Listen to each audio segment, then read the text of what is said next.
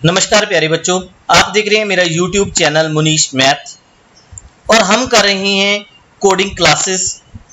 Coding classes की इस video series में आपका स्वागत है और आज का कोडिंग क्लास पार्ट नंबर 9 हम करने जा रहे हैं, जिसके अंदर हम करेंगे ऑपरेटर्स इन जावा। जावा के अंदर काफी सारे ऑपरेटर्स हैं, जिनमें से एक दो ऑपरेटर हमने किए भी थे, जैसे इंक्रीमेंट ऑपरेटर, डिक्रीमेंट ऑपरेटर। लेकिन आज हम ऑपरेटर्स पे डिटेल में बात करेंगे। जावा में ऑपरेटर काफी हैं, लेकिन उनमें से कुछ बेसिक ऑपरेटर्स जिनको हम बार बार यूज करेंगे, उनकी मैंने एक लिस्ट बनाई है, जिसके बारे में मैं आज आपको बताऊंगा। और किसी भी प्रकार का कोई प्रोग्राम आज हम नहीं बना रहे, यही जो ऑपरेटर्स हैं वो हम एक प्रोग्राम जिसका नाम ऑपरेटर रखेंगे, उसके अंदर चला के देखेंगे। आप इन ऑपरेटर्स को अपनी कॉपी पर नोट करते जाना, क्योंकि काफी इंपॉर्टेंट है और बार बार यूज में आएंगे जी। सबसे पहले मैं एक क्लास लेता हूं और उस क्लास का नाम रखता हूं ऑपरेटर्स। जावा के अंदर लेनी है, ओके किया, डबल क्लिक करता हूं इसके ऊपर, तो पहले इसका जो कमेंट सेक्शन है इसको डिलीट करता हूं। ऑपरेटर क्लास है जो इसके अंदर, बाकी सारा कोड डिलीट कर देता हूं।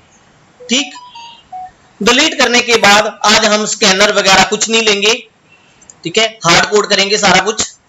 सबसे पहला ऑपरेटर है मेरे पास परसेंटेज सिंबल के साथ है मॉडुलस ऑपरेटर।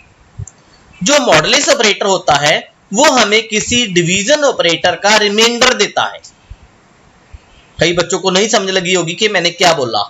बेटा मैंने बोला कि जब आप डिवीजन करते हो, डिवीजन करने के बाद जो आपको रिमाइंडर आता है, बाकी बचता है, ठीक है, उसका जो आंसर है उसको हम मॉडुलस ऑपरेटर के साथ लेते हैं। जो मॉडुलस ऑपरेटर है वो हमें रिमाइंडर देता है कि कितना बाकी बचेगा, ठीक है। फॉर एग्जांपल मैं यहां पे पहले अपना एक मेथड लिखता हूं जो हम हर बार लिखते हैं, प्राइवेट void मेन, यहां पे लिखते थे static, public static, sorry private method नहीं था ये, पब्लिक स्टैटिक void मेन। उसके बाद हम लिखते थे स्ट्रिंग आर्गुमेंट्स,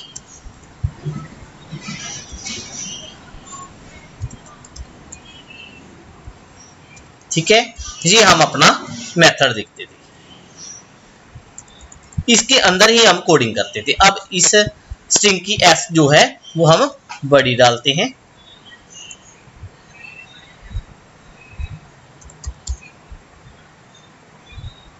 ठीक। अब कोई भी मिस्टेक नहीं आ रही, कंपाइल करके देखते हैं, ठीक है बिल्कुल। ये मेरा मेथड आ गया, public static void main string arguments, ठीक। ऊपर हम क्या इंपोर्ट करते थे, जावा में स्कैनर को इंपोर्ट करते थे, लेकिन आज हम स्कैनर को यूज नहीं कर रहे। सबसे पहला जो मेरा ऑपरेटर है, मैं इसको कमेंट में लिख देता हूं, स्लैश स्टार फिर स्लैश। इसके अंदर हम कुछ भी लिखते हैं तो वो कमेंट बन जाता है। परसेंटेज, ठीक है, जिसका क्या नाम है, मॉडुलस ऑपरेटर।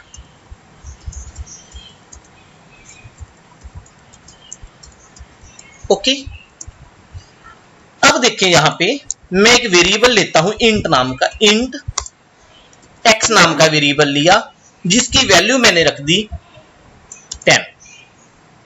ओके, अब हम क्या करते हैं, हम लेते हैं इंट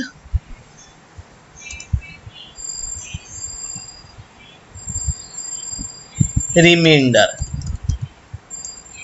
ठीक, is equal to x percentage 4। Okay, अब इसको ध्यान से देखो, इस जो लाइन मैंने लिखी है, रिमाइंडर नाम का एक वेरिएबल लिया इंटीजर टाइप का, उस वेरिएबल में जो वैल्यू आएगी वो कहां से आएगी, x को परसेंटेज 4 के साथ लिख दिया मैंने। इसका क्या मतलब हुआ कि x को 4 से डिवाइड करने के बाद जो इसका रिमाइंडर बचेगा वो हमारे पास रिमाइंडर में आना चाहिए। क्लियर? तो हम प्रिंट करते हैं इसको,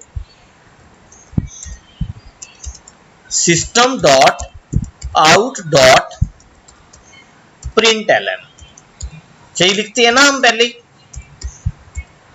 इसके अंदर हम प्रिंट करते हैं आंसर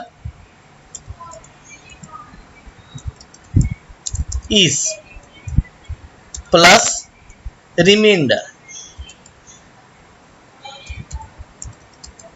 देखते हैं क्या आंसर आता है। इसकी ए बड़ी कर, ये देखो ये तो मैंने स्ट्रिंग के अंदर ही लिख लिया जो डबल कोट्स के अंदर है। जो मेरा वेरिएबल था उसको मैंने प्लस करके ऐसे लिखा, यहां पे ओ बड़ी डाल देते हैं। नहीं, system dot out dot println, गलती कहां पे है, स्पेस दे रखा है।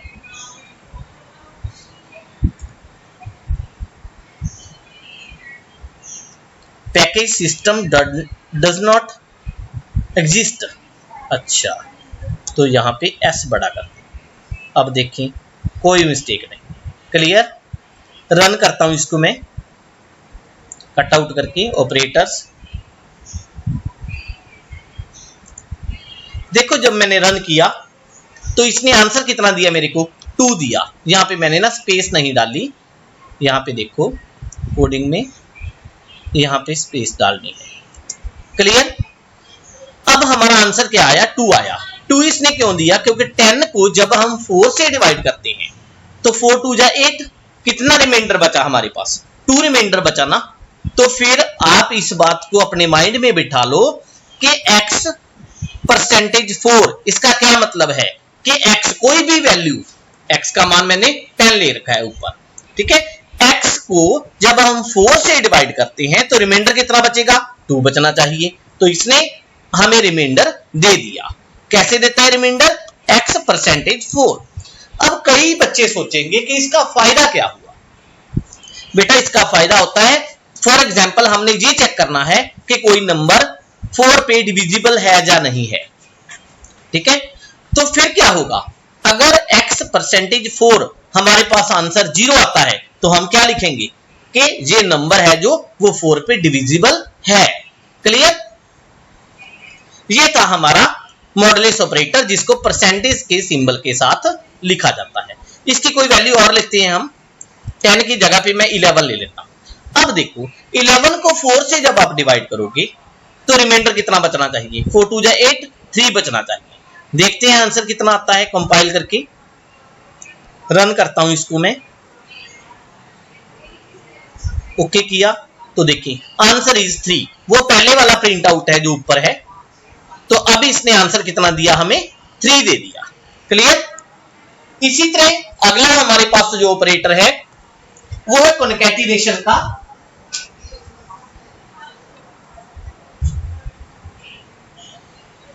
कॉन्कैटिनेशन को प्लस के साथ लिखा जाता है।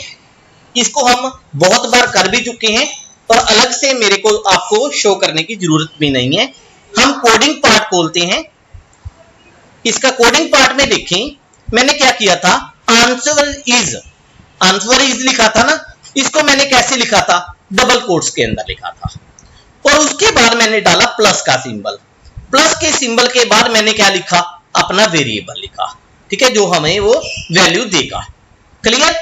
अब फिर ये जो प्लस है, ये प्लस किस चीज का काम कर रही है, ये प्लस वो काम तो नहीं कर रही ना जैसे 2 + 4 = 6 होता है। तो यहां जो प्लस का निशान है वो 2 स्ट्रिंग वैल्यूज को एक साथ जोड़ने का काम करता है। इसको बोलते हैं कॉन्कैटिनेशन। क्या बोलते हैं, कॉन्कैटिनेशन इन जावा। मींस जैसे फॉर एग्जांपल हमने नाम प्रिंट किया मुनीश, उसके आगे मैंने मिस्टर लगाना है। तो मिस्टर को अगर मैं डबल कोट्स के अंदर देकर फिर प्लस डाल देता हूं, ठीक है, तो वो उस मिस्टर को मुनीश के साथ जोड़ देगा। उसको बोलते हैं कॉन्कैटिनेशन। यहां पे देख लो मैं यहां पे एक चीज और लिख देता हूं,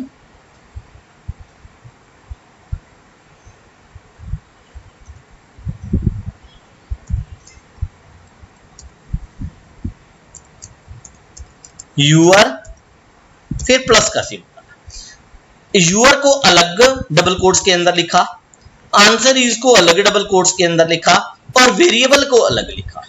दोनों को प्लस के साथ ऐड अप किया गया है। अब देखते हैं इसका आंसर क्या आएगा। रन करते हैं इसको। देखो यूआर आंसर इज 3 है ना, तो यूआर आंसर इज और 3, यहां पे 3 स्ट्रिंग थी मेरे पास, पहली स्ट्रिंग, दूसरी स्ट्रिंग, फिर तीसरी थी मेरी वेरिएबल। तीनों को इसने एक ही लाइन में प्रिंट करवा दिया। ठीक है, किसकी हेल्प के साथ किया हमने?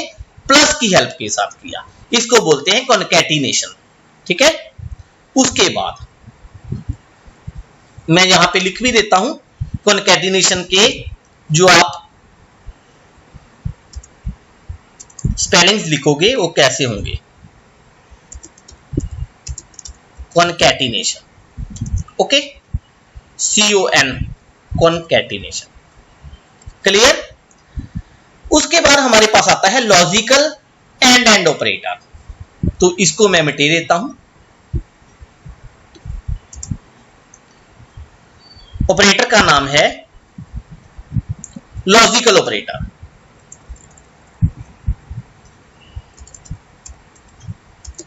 लॉजिकल ऑपरेटर, और इसको सिंबल के साथ लिखा जाता है एंड। ठीक, इसका क्या मतलब हुआ? इसका मतलब हुआ बेटा कि फॉर एग्जांपल हमने कोई दो कंडीशन लेनी है। ठीक है, अगर ये कंडीशन सच्ची है प्लस ये कंडीशन, मींस दोनों कंडीशन जो सच्ची हैं तो हमारी कोडिंग चलनी चाहिए, अदरवाइज नहीं चलनी चाहिए। फॉर एग्जांपल मैं यहां पे लिखता हूं if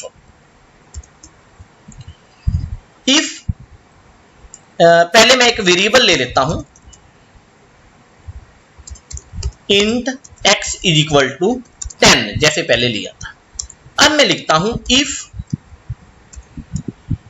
x is equal to जहां x ग्रेटर देन 5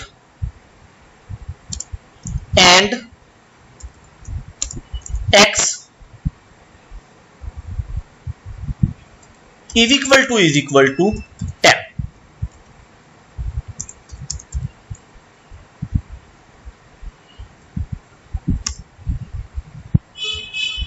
फिर लिखता हूं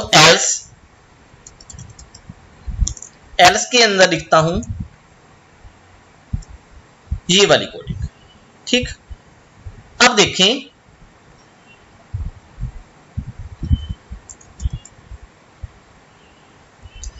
अगर x की वैल्यू 5 से ग्रेटर है और x की वैल्यू 10 के इक्वल भी है, मींस दोनों कंडीशन सच हैं।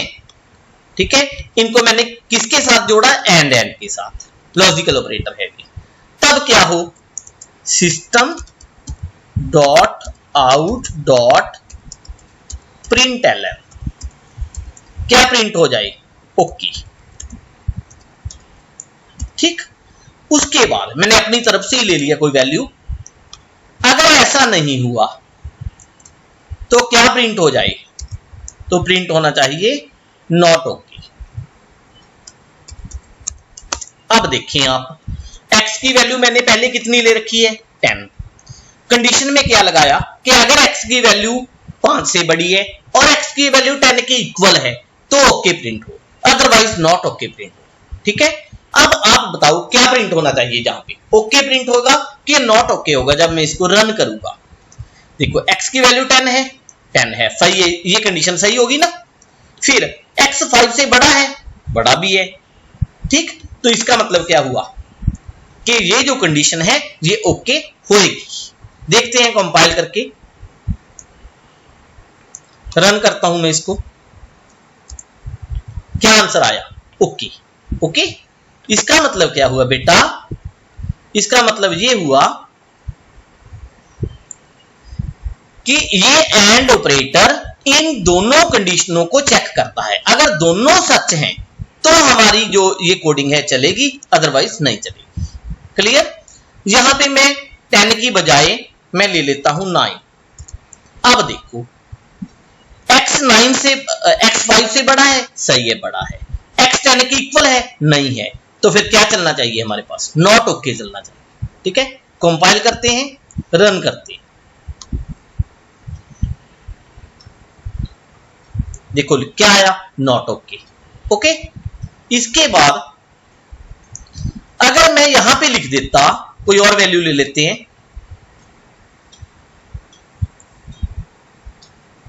x ग्रेटर देन 5 और x इक्वल टू 9, मैं यहां पे 9 लिख देता।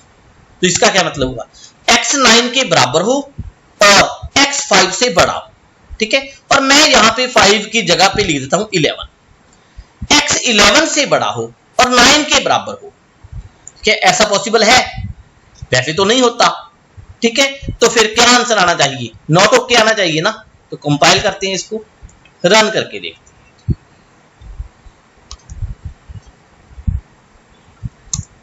देखो आंसर क्या आया? नॉट ओके आया। क्लियर?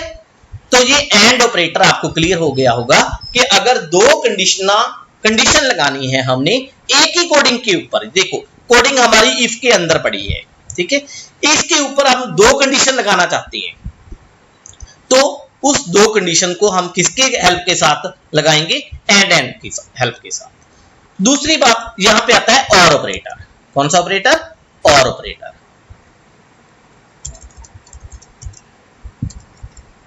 इसको लिखते हैं सिंबल के साथ बेटा ऐसे, इस सिंबल के साथ लिखा जाता है, जो एंटर के बिल्कुल ऊपर है आपके लैपटॉप पर। ठीक है, यहां पे देखें, अगर मैं इस एंड की जगह पे ये दो लाइंस जो हैं इनको लिख देता हूं, तो ये चेक करेगा या तो x 11 से बड़ा होना चाहिए या x 9 के इक्वल होना चाहिए। मीन्स और ऑपरेटर है। अगर दोनों में से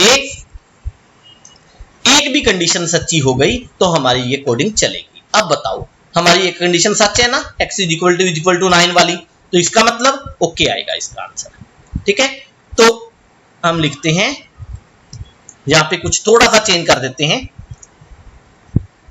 ओके फॉर और ऑपरेटर। ठीक, कंपाइल करता हूं, रन करता हूं, देखो क्या आया? ओके फॉर और ऑपरेटर। और ऑपरेटर के लिए ये ओके हो गया। अब बच्चों आपको क्लियर हो गया होगा कि एंड ऑपरेटर और ऑपरेटर के अंदर क्या फर्क होता है। क्लियर है ना? देखो बेटा, और का मतलब होता है दोनों में से कोई एक कंडीशन का सच हो जाना। एंड का मतलब होता है कि दोनों कंडीशन ही सच होनी चाहिए। क्लियर? अब तक मैंने आपको तीन ऑपरेटर करवाए, मॉडुलस ऑपरेटर परसेंटेज वाला जो हमें क्या देता है? रिमाइंडर देता है। कॉन्कैटिनेशन कराया प्लस वाला, दो स्ट्रिंग वैल्यूज को आपस में जोड़ता है। फिर एंड करवाया, एंड था लॉजिकल ऑपरेटर। ओके, फिर और ऑपरेटर करवाया आपको। क्लियर? चार ऑपरेटर हो गए। पांचवा है हमारे पास कंडीशनल ऑपरेटर। कंडीशनल ऑपरेटर जो है इसको बोलते हैं कंडीशनल ऑपरेटर। इसका जो सिंबल होता है बेटा वो होता है क्वेश्चन मार्क और कॉलम, ये सिंबल होता है। ठीक है, इसको कैसे लिखते हैं? इसको लिखने का तरीका है हमारे पास। पहली बात, आप इसको ऑपरेट कैसे करना है ये बात समझिए। मैं ब्रैकेट के अंदर लिख देता हूं कि आप इसको ऑपरेट कैसे करोगे।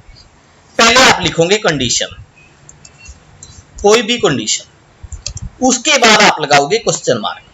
ठीक, उसके बाद आपका आएगा रिजल्ट 1, फिर आप लगाओगे कॉलन, फिर आएगा रिजल्ट 2। ठीक, ये इसकी लिखने का तरीका होगा कंडीशनल ऑपरेटर की। ठीक है, तो कैसे लिखोगे कंडीशनल ऑपरेटर को बेटा? पहले आप अपनी कंडीशन लिखोगे। अगर वो कंडीशन ट्रू हो गई, सच है, तो आपका आंसर क्या आएगा, रिजल्ट 1 आएगा। अगर वो कंडीशन सच नहीं है तो आपका आंसर क्या आएगा, रिजल्ट 2 आएगा। क्लियर? तो फिर कैसे लिखेंगे हम इसको, इफ के अंदर लिखता हूं मैं,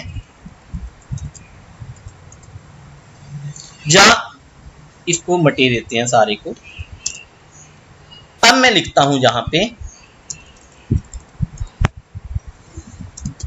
int x is equal to 7। मैंने कोई इंट ले लिया x, ठीक है, उसकी वैल्यू ली 7। उसके बाद मैंने यहां पे लिखा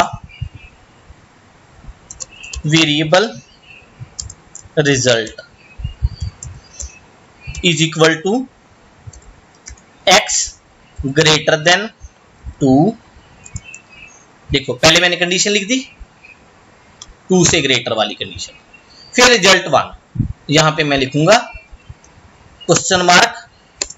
रिजल्ट के अंदर क्या लिखूं मैं, रिजल्ट के अंदर लिखूं मैं एक वेरिएबल और ले लेते हैं, वेरिएबल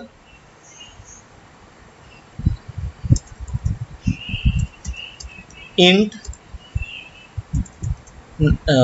यस इंट नाम का ही ले लेते हैं, इंट y। ठीक, फिर मैं लिखूंगा यहां पे अगर x की वैल्यू 2 से बड़ी है तो y किसके इक्वल हो जाए, y इज इक्वल टू 5। अगर नहीं बड़ी तो फिर y की वैल्यू क्या हो जाए, 7। बात क्लियर हुई? देखो ये मेरी कंडीशन थी, इसके बाद मैंने क्वेश्चन मार्क लगाया, इसके बाद मैंने अपना रिजल्ट लिखा कि y की वैल्यू 5 हो जाए अगर पहला रिजल्ट सच है। उसके बाद अगर सच नहीं है तो y की वैल्यू कितनी हो जाए, 7 हो जाए। उसके बाद मैं लिखूंगा सेमीकोलन लगाना था,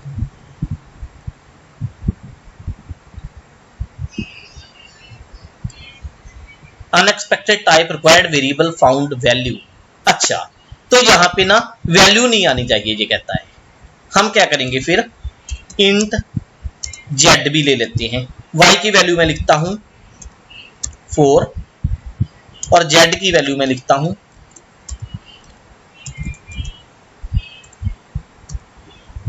6। अब मैं कहता हूं यहां पे y आ जाएगा मेरा आंसर, जहां पे मेरा आंसर आ जाएगा z। क्लियर? अब देखें, अब इस प्रोग्राम को थोड़ा सा ध्यान से दोबारा पढ़ते हैं। मैंने इंट x इक्वल टू 7 लिया, y की वैल्यू 4 ले ली, z की वैल्यू 6 ले ली। अब मैंने इसको कहा कि मेरे रिजल्ट के अंदर वो वैल्यू स्टोर हो जाए, ठीक है, जो ये ऑपरेटर देगा। इस ऑपरेटर में मैंने क्या लिख रखा है कि अगर x की वैल्यू 2 से ग्रेटर है तो आंसर कितना आएगा, y। अगर x की वैल्यू 2 से ग्रेटर नहीं है तो आंसर कितना आएगा, z। बात क्लियर हुई? दोबारा बताता हूं, ये है कंडीशन, मेरी भी कंडीशन है x ग्रेटर देन 2। फिर ये है पहला रिजल्ट, अगर सच हो गया तो पहला रिजल्ट आएगा y। फिर है रिजल्ट 2, अगर सच नहीं है तो रिजल्ट आएगा z। क्लियर?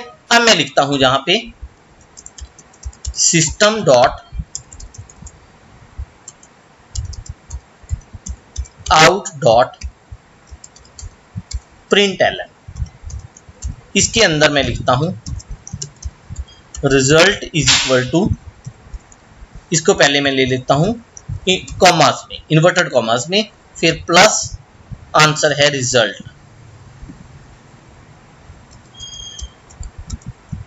क्लियर? अब बताओ इसका आंसर क्या आना चाहिए आपके according. x greater than 2, x की वैल्यू कितनी है, 7, 7 2 से ग्रेटर है ना, ठीक है, तो इसका आंसर आना चाहिए y। y की वैल्यू कितनी है, 4, 4 है ना, तो आंसर इसको क्या देना चाहिए, हमें 4 देना चाहिए। तो देखते हैं, कंपाइल रन करते हैं।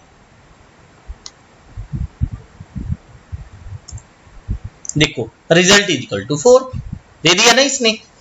उसके बाद अगर मैं यहां पे x की वैल्यू 3 ले लेता हूं, अब बताएं x की वैल्यू, सॉरी 3 नहीं 1 लेता हूं। जब मैंने x की वैल्यू 1 ली तो x ग्रेटर देन 2 है, नहीं है, इसका मतलब रिजल्ट y नहीं आएगा, z आएगा। z की वैल्यू कितनी है 6, तो हमारे पास आंसर कितना आना चाहिए 6 आना चाहिए। कंपाइल करते हैं, इसको रन करते हैं, देखो result is equal to 6। Clear. अब दोबारा बताता हूं मैं एक बार आपको, थोड़ा सा कंफ्यूजिंग है ये पहली बार। पहले हम लिखते हैं बेटा कंडीशन, उसके बाद रिजल्ट 1, उसके बाद रिजल्ट 2। इन दोनों के बीच में पहले क्वेश्चन मार्क लगाते हैं, फिर कॉलन लगाते हैं। अगर पहली कंडीशन सच है तो आंसर आएगा रिजल्ट 1 में, अगर पहली कंडीशन सच नहीं है तो आंसर आएगा रिजल्ट 2 में। क्लियर हुई बात। ये था हमारे पास कंडीशनल ऑपरेटर। ओके, उसके बाद हमारे पास है नॉट इक्वल टू ऑपरेटर। ठीक है, कई बार हमें क्या लिखना पड़ता है, इसको मैं कट आउट कर देता हूं, यहां पे मैं लिखता हूं not equal to operator.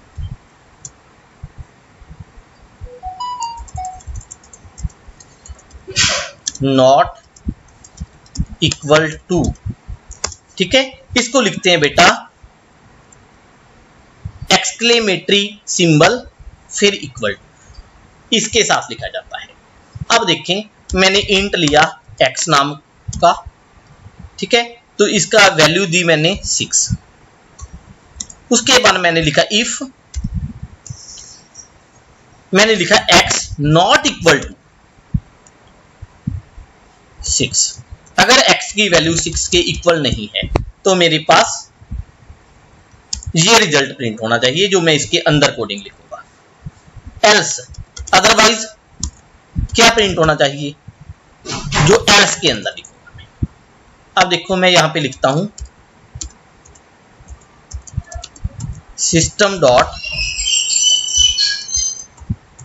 Out dot print LN okay.